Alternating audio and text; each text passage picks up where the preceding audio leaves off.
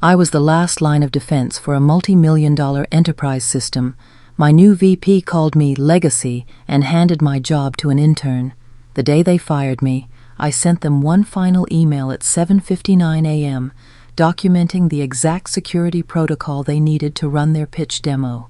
By 9:01 a.m., the system locked up, displaying a single chilling line on the CEO's screen. Primary admin authorization required. Access halted. The system remembered who built it. They just forgot to read the instructions. Welcome to Karma Chronicles, your ultimate destination for thrilling revenge stories, where corporate hubris always meets its match. If you believe in documentation, hit that subscribe button and share this story. Part 1. The Erase and the Logbook. I knew the writing was on the wall the second my primary administrative tag vanished from the dashboard, like a ghost in the machine. No memo, no warning. 1 minute I was the final safeguard on our enterprise demo stack. The next, I was just Delaney R. Vance from support. That tag wasn't just a title. It represented 5 years of blood, sweat, and weekends I didn't get back. I had built that scaffolding from scratch. Authentication chains, sandbox locks, auto-reset triggers, all the quiet little gears that made the Yesterwave demo run smoother than a whiskey on ice. And now? Some slick-haired motivational poster of a man named Bryce strolled in like he invented JavaScript and started poking around like my systems were his playground. I didn't cry, I didn't rage. I opened up my private logbook, flipped to a clean page, and wrote down the date. Then I did what every woman in tech learns to do before the world teaches her to. I documented everything, every bypass, every schema tweak. Every time Bryce claimed credit for a patch, I deployed solo while he was tweeting about culture shifts. Bryce liked to brag about ownership culture, but never once asked where the keys were kept. And honey, I had the keys, literal, metaphorical, and encrypted. See, the technical glue he mocked? That glue was intelligent, strategic, legal. I'd built fail-safes not because I didn't trust my team, but because I knew how fast these boys rotated through, breaking things and blaming the women who cleaned it up. Every critical automation ran on a chain of validation that included biometric override, my biometric override, buried in a sandbox environment so clean it could have passed an FDA audit. And unless someone dug real deep, they'd never notice that without my explicit MFA token authentication, the demo would eventually time out into lockdown. The day Bryce told the team that Delaney's legacy systems were officially sunset, I was standing right there clutching a half-warm coffee. He used my diagrams. He quoted my schema comments. And I sat in the second row, smiling so tightly my molars cracked. Modernization, he kept calling it, his new favorite word. What he meant was rebranding, taking my 5 years of work, slapping a trendy font on the slide deck, and handing it to the least qualified person in the room, a junior dev named Logan, who once deployed a dev-only branch to production because he liked the button colors better. They wanted a world without Delaney? Fine. I started forwarding Bryce's contradictory Slack messages to my personal archive. I screen-captured calendar invites that overlapped demo rehearsals with team wellness time. I saved the version history of every document he rewrote with his name slapped on top. And through it all, I kept smiling, outwardly agreeable.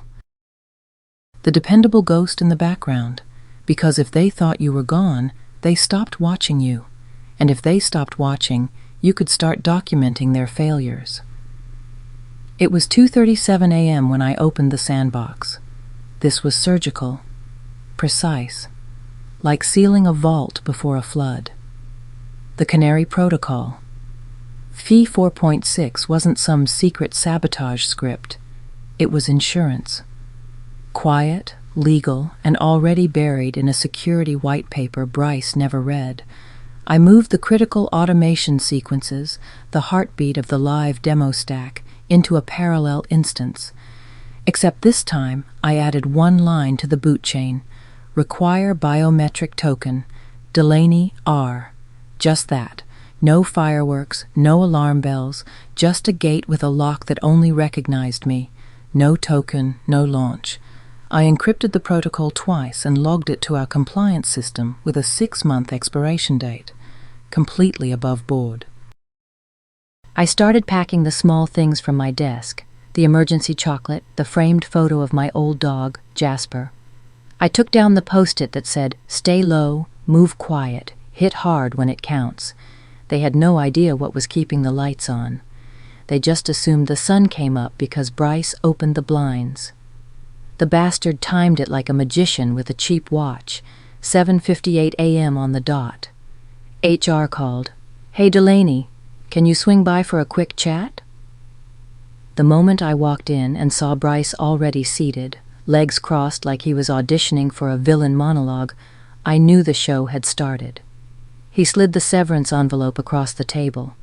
"Delaney," he said with a wink that could sterilize a room, "we're moving in a new direction." "Thank you," I said genuinely because I meant it. I picked up the envelope, placed my badge on the table, and turned. Before I made it past the elevator, I pulled out my phone, opened my email drafts. Click send. Subject line, Live Demo, Authorization Dependencies. Timestamp 7:59 a.m. That email contained the truth. The live demo required primary admin biometric confirmation, token ID, Delaney R. Failure to follow would result in access halt per Canary Protocol v4.6. It hit every inbox of relevance: CTO, security lead, platform engineering, and of course, Bryce. Nobody had read the previous versions. This one, they'd have no excuse. By 8:03 a.m. I was outside. The morning air was cool, sun barely peeking. I stood there breathing in freedom. They'd fired the wrong person. But they wouldn't know that, not yet. Not until 9:01 a.m. At 8:45 a.m., they were already in the boardroom polishing each other's egos. The big meeting, Series B funding, multi-million-dollar pitch. Bryce waltzed to the head of the table, his grin tight, his shirt too tight. Logan was posted up at the monitor like a deer driving a stick shift. "Go ahead," Bryce said, his voice ringing through the room. "Let's show them what we've built." Miles away, in my kitchen, I finished my coffee. I opened my laptop, logged into the private Canary dashboard, and toggled the token from active to revoked, MFA dependency disabled. At exactly 8:47 a.m., the demo sequence had a buffer, 60 seconds to handshake, 30 to resolve dependencies, and a final 15-second cascade to verify real-time authentication through the biometric token. Without my token, that cascade initiated the timeout cycle. Back in the boardroom, Logan hit enter. The screen lit up. Loading. Bryce began his opener. Something about horizontal scalability and intelligent workflow orchestration. The screen was still loading. At exactly 9:01 a.m., the room didn't explode. It froze.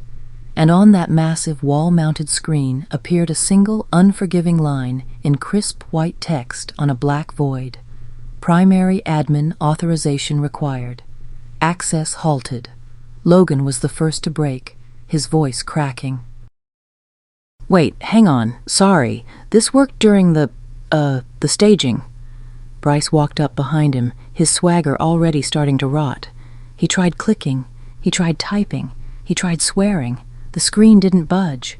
"It's a known hiccup," he hissed. "Give me the mouse." Across the table, the CEO finally turned her head, slow, measured. "Fix it, now." Bryce clicked one last time. Still that same screen, access halted. The CTO finally pulled out his phone. He opened the admin terminal and dove into the logs like a surgeon digging for shrapnel. Every keystroke echoed. July 15th, Delaney R., MFA token enforced. Primary admin required. July 17th, Delaney R., dependency update doc sent to Bryce A. The CTO paused. He highlighted that last line. He opened his email archive. There it was, sitting in his inbox, unread. Subject, live demo. Authorization dependencies. Timestamp, 7:59 a.m. Same day she walked out the door. His shoulders slumped. It wasn't sabotage. It was negligence. Bryce, who had been pacing, finally stammered, "This is entrapment. She left it in there on purpose." Legal cleared her throat. She didn't leave it in. She documented it, formally. It was flagged as mission critical. The visiting partner from Blackfire stood, slowly, deliberately closed his laptop, and walked toward the door. No handshake, no eye contact, just a single word muttered with the finality of a guillotine drop. Unacceptable. The door clicked shut behind him, the sound of a deal ending. By 9:28 a.m., the email from Blackfire Ventures hit the CEO's inbox. Withdrawal, Series B proposal. At 10:09 a.m., Bryce was placed on administrative leave. HR escorted him out while he babbled, "This was a miscommunication. Delaney didn't loop me in." The CEO finally stepped out, pulled her personal phone, and dialed. I glanced at the screen. CEO's name, company number. I let it ring once, then sent it to voicemail. I was slicing an apple. Real sharp knife, real slow pace. The morning light hit my countertop like a blessing. I wasn't celebrating. I wasn't even smiling. I was just breathing. They had everything they needed to avoid this.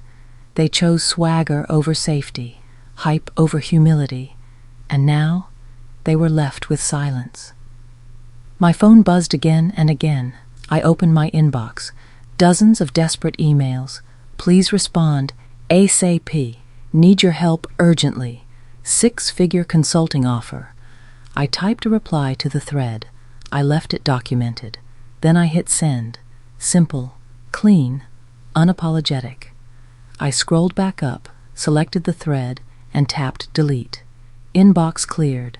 Final silence. The building hadn't crumbled because I burned it down. It collapsed because they pulled out the cornerstone and thought the walls would hold anyway. I closed my laptop and read in peace.